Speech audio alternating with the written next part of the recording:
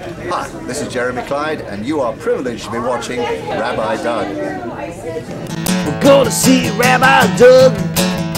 We're gonna see Rabbi Doug. We're gonna see Rabbi Doug on your TV tonight. But Daddy, I want to watch Monday Night Football. Forget about Monday Night Football. There's no other thing we're gonna watch on Monday but Rabbi Doug. Yeah, Rabbi Doug on TV tonight. We're gonna see Rabbi Doug. Oh, everybody talk about this. Hello and welcome to Taped with Rabbi Doug. We're here for part 2 at the Fest For Beatles Fans 19. We have a lot more music, a lot more people to talk to. You won't want to miss this episode of the Fest For Beatles Fans on Taped with Rabbi Doug. So stay with us. We're here on Taped with Rabbi Doug, and I'm in here with Alan White of Yes, and one of my favorite drummers, one of my favorite musicians. Yes is probably a band I've seen more than any other band in all the years. I've probably seen them 40 times. I'm a big fan of yours. I'm a big fan of all your music over the years. Of course, you're playing with John Lennon is your big connection to Beatlefest and being here. And I know you've been at the fests in other towns, but the first time in Chicago. What brings you to want to be here with the Beatles fans this year? Oh, it's fun. It's a lot of fun. And it's only deserving to the people that people see people who knew John, who knew all of that era, and played on some of the greatest music ever. It's true. You know, me as a big fan of yours and seeing you today, you play your heart out. You're on stage, you play your heart out. You're still touring. Do you enjoy touring as much as you did when you were younger? Yeah, you do. You gotta make it fun. If you make it fun, the people see it as fun, and that's great. Well, I want to thank you so much for being on the show. Alan White of Yes here at the Fest For Beatles Fans 19. Stay with us here on Tape with Rabbi Doug. Ladies and gentlemen, Mr. Alan White.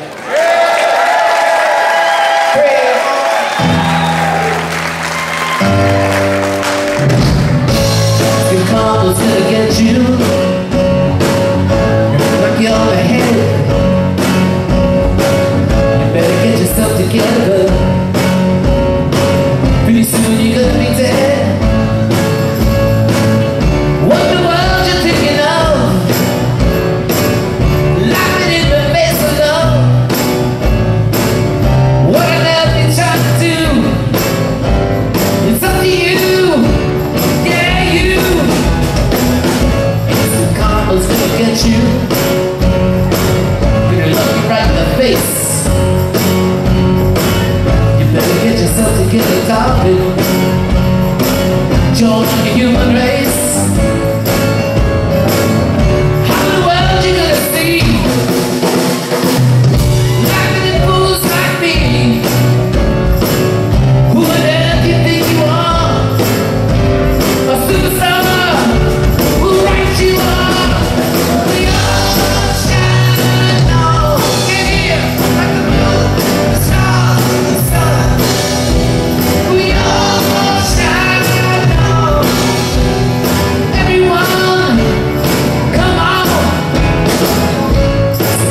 Gonna get you and knock you off your feet. You better recognize your brothers. That's right. Everyone you need. Why on earth are we here? Surely not to live in pain and fear. Why on earth are you there? When you're everywhere, come to get your share. Let the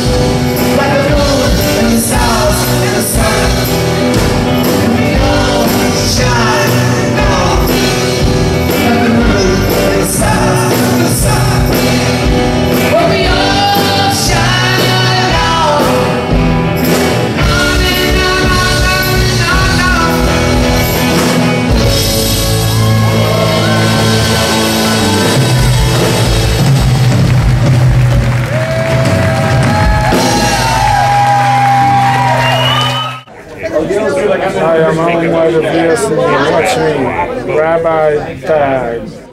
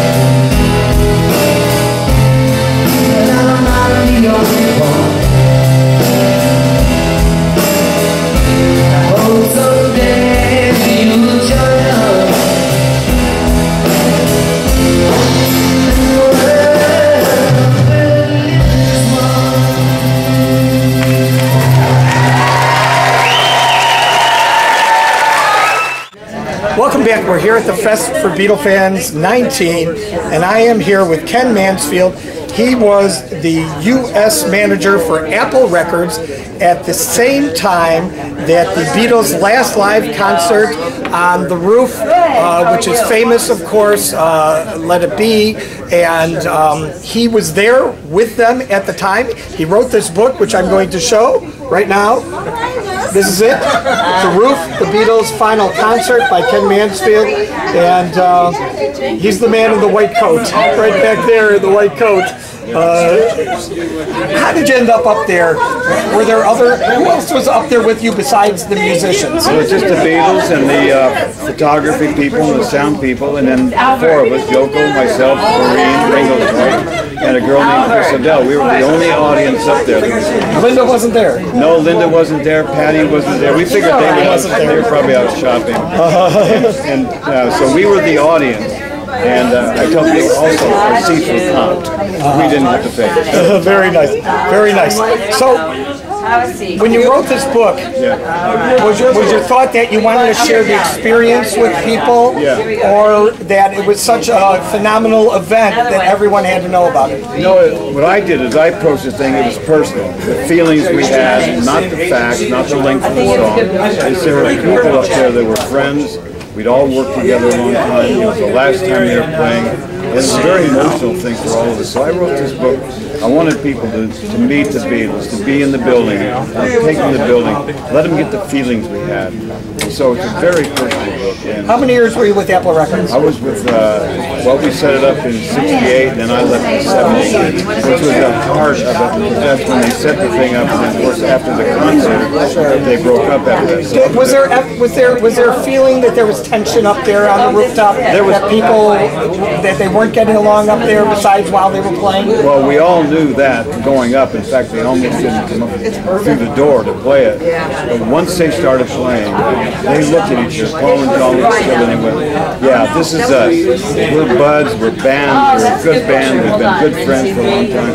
And they had that feeling that they had in the cabin. It was, then I started getting chills. Now, it was freezing cold on top of the roof in January, in London. And so we were freezing, but when they did that, I just got this chill, but it was warm, fuzzy. How cool, how cool. And I knew that they knew that this was probably it. Wow, so cool. The Roof, the Beatles' final concert by Ken Mansfield. Ken, thank you for being on the show. My pleasure. It's a pleasure to meet you and to have you here at the Fest. Stay with us here on Taped with Rabbi Doug at the Fest for Beatles Fans 19 at the Hyatt Regency O'Hare. We're here on Taped with Rabbi Doug at Beatlefest 19, the Fest for Beatles Fans, and I'm here with Terri Crain. This is his new book. It's NEMS? NEMS. And the business of selling Beatles merchandise in the U.S. 1964 to 1966. So tell me, first of all, what does the title mean, NEMS? And tell me what made you interested in researching and finding out all the information about Beatles merchandise? NEMS was the management company for the Beatles, right? So you had NEMS is the company that ran the Beatles stuff, everything that they did when they started getting into merchandise in late '63 over in the UK and everything.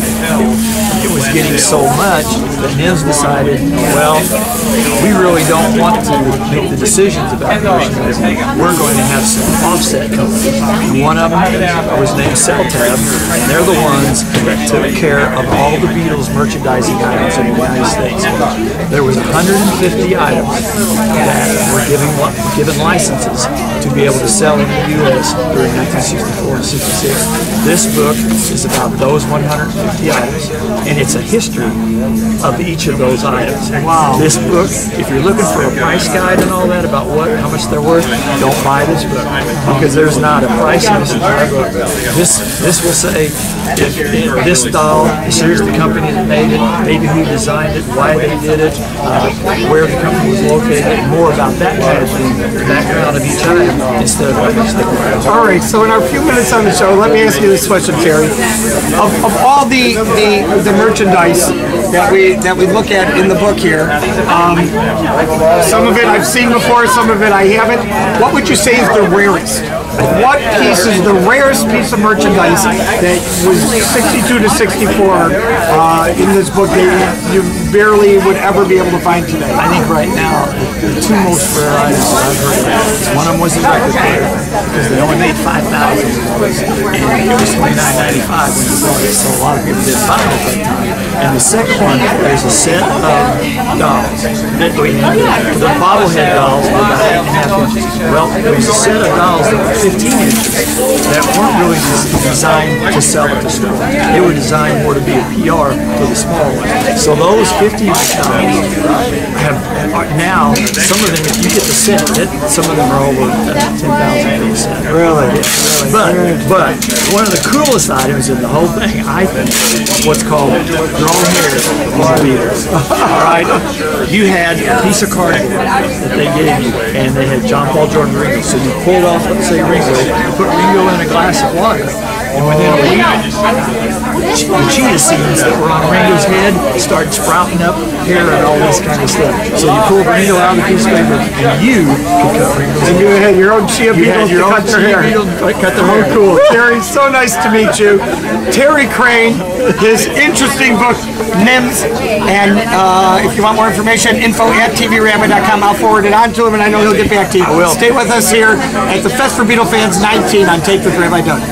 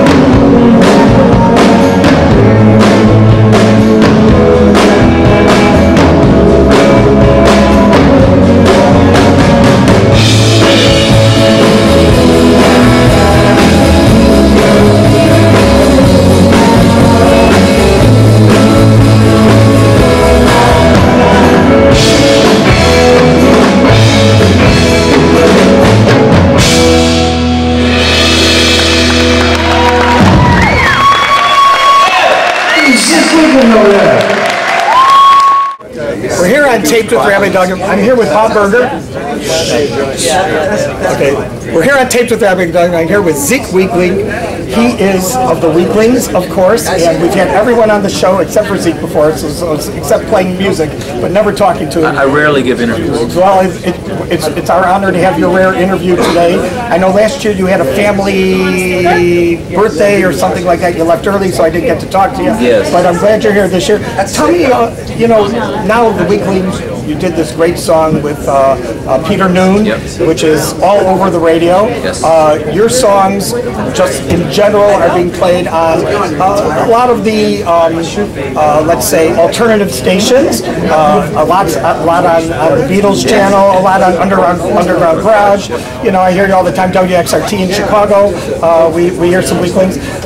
What do you think it is that the Weeklings has that other bands today that are trying to make it really has gotten you guys to get like a Peter Noon to do a song with you and stuff, and get you worldwide airplay? Just very lucky. No, I think we work hard and we've made a lot of friends, and luckily they like our music and wanted to work with us, and our management has helped a lot. What is your, besides the Weeklings, what is your favorite thing to do musically? Oh, I do my own. I do my own solo material. You like to do that? Now, I know two of the other three Weeklings for many, many years. Joe and I became friendly last year. Okay. How did you all hook up together the very first time? Oh, well, Lefty, aka Glen, we've known each other over 30 years. We've been writing songs together for a while. Back in his Beatlemania days? Almost, not quite that long. When he was on A&M Records. So we've been songwriting together for many years. We did a lot of shows, Beatle-oriented shows that we put on at the State Theater, and that became the genesis of the Weeklings. At some point, we decided that Glen was such an asshole. Yeah, we want to work with and that's it. Thank you, Zeke. Glen and John, here we go. Okay. Here we go. Come on in, Joe. Joe's here too. Go say hi. Come on in. Hello, Rabbi Doug. Some of my favorite people all here today.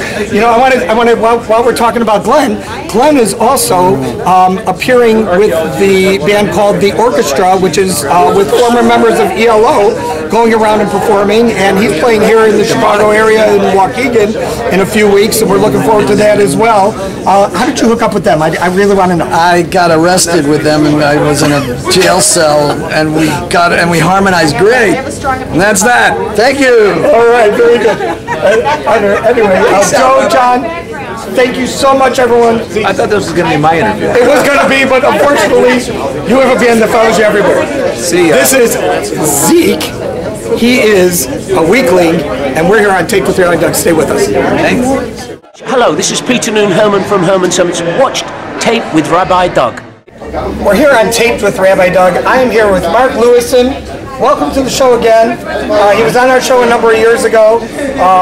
Mark Lewisohn, tune in. This is his book, All Beatles, All These Years, The Beatles All These Years, Volume 1. You are an amazing person because your presentation about the Beatles is it's a multimedia presentation. It includes so much information that nobody knows. How do you know all the things that you know about the Beatles? I mean, you know about what recorded first, what was recorded second, who was there when they recorded. How do you learn all these things and put them into a multimedia presentation? I'll make a confession to you, Rabbi Doug. I make it all up. None of it is true. I just make it all up on the spot. I don't believe it, but... Okay. Well, it's what I do. I'm a researcher, I'm a historian, so I'm continually immersed in finding things out about the Beatles and trying to make sense of them. And that PowerPoint you've just seen is kind of an integrated history of all the things that were going on in their lives at that time when the Beatles were making the White Album. And I'm just about to do a show of much the same thing about Abbey Road, looking at the lives of the people who created the art, but also enjoying and experiencing what it was they were doing. So how do you get rights to all the things that you get? Because you get things that nobody else has access to. Well, I generally present within a historical context, and there's a fair use principle that mostly applies. I don't play anything very long, and I do it very much in a historical context. So it's not, if you really try and do something like play the whole of a song or play the whole of a video, and you're doing it on a strong commercial footing, that's different, and then you would have to clear it. But otherwise, within a historical thing, showing little bits, that's okay. But I do also play released versions of things, more or less, although isolated elements. Very nice, very nice. Well, it's always a pleasure to see you, and to see your presentation as well. Mark Lewisohn, tune in, the Beatles, all these years. This is just volume 1. He's coming out with volume 2 too. So there's a lot more to find out. Stay with us here on Taped with Rabbi Doug. We'll be back at the fest. We're here on Taped with Rabbi Doug, and I am here with Jeremy Clyde of Chad and Jeremy originally, and been on our show before, and I just saw him with Peter at City Winery in Chicago a few months ago, and was able to get together with him then. What are you doing these days, Jeremy? Are you touring by yourself mainly? Are you still doing some dual acts with other friends of yours? Well, yeah, I'm doing, certainly I've been working with Peter, which is great. Peter and I are really good friends. I mean, there was a sort of disposable rivalry. I remember you told me on camera last time you gave Peter his first job. I did. Well, maybe not his first job, but certainly we gave him a grace. Yes, that's true. So I'm not working with Peter at the moment because Peter's off. He's betrayed me. He's off working in Australia with Albert Lee. Back with Albert Lee, a wonderful guitarist. Which he periodically does. Which he periodically does. And so here I am at Beatlefest, but also for, about 7 years ago, I sort of woke up and I thought, hang on a minute, I'm not going to be here forever. What's going to happen to all the songs in my bottom drawer? And I started recording the entire catalogue under the heading of the Bottom Drawer Sessions. And there's now, well, let's see, there are 5 albums out already, and I'm doing those. I'm doing that, I'm doing the hits, and some stuff from deep cuts from the 60s, which people haven't heard. And the great example is that we just heard that one of our songs is in the Quentin Tarantino Once Upon a Time in Hollywood. So we're on the soundtrack. So we are so hip 50 years later. Isn't that great? So cool. Isn't that great? So we're doing a song called Paxton Quigley's Have a Course, which Chad and I wrote back in '68. For the first time, actually did it on stage here last night, and they're going to do it again. All right, looking forward to it. Well, it's so good to see you, and thank you for remembering me. And good to see you. Hey, listen, I get to be Jeremy's rabbi. Stay with us here on Tape with Rabbi Doug. Jeremy Clyde here at the Fest for Beatles Fans 19. Beats against my window pane. I'll think of summer days again. Dream of you.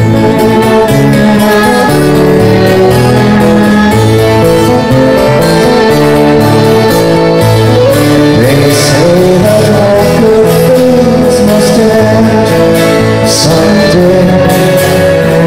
All the leaves must fall.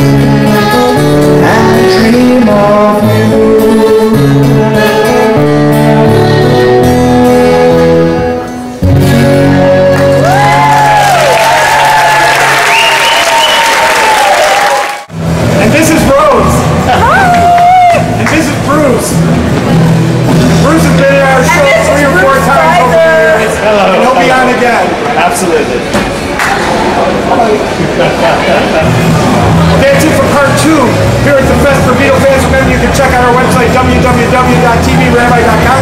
You can also see former shows on the web. If you want to email us or anybody here at the fest, info@tvrabbi.com is the email address. I will certainly forward it to them as well. Hope to see you next time right here on Tape with Rabbi Doug.